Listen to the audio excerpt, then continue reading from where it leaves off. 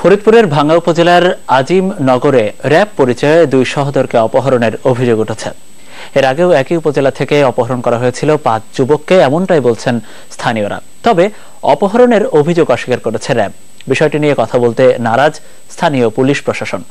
তরিকুল ইসলাম হিমেলের পাঠানো প্রতিবেদন।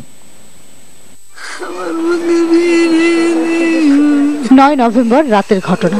ভাঙ্গা উপজেলার তারাইলের আমজেদ মাতব্বরের দুই ছেলে সোহেল ও জুয়েলকে হঠাৎই ধরে নিয়ে যায় একদল কালো পোশাকধারী লোক।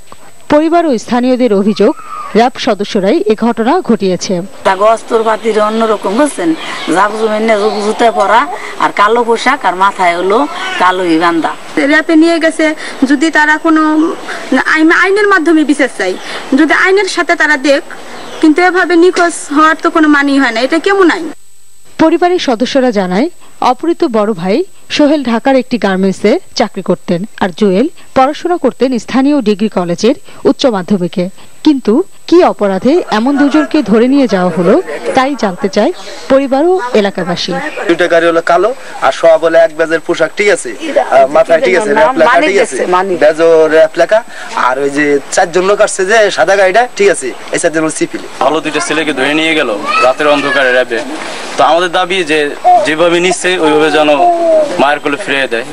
তবে মোবাইল ফোনে অপহরণের অভিযোগ অস্বীকার করেছেন র‍্যাব ৮-এর অধিনায়ক। বিষয়টি তারাও তদন্ত করছে বলে দাবি করেন তিনি।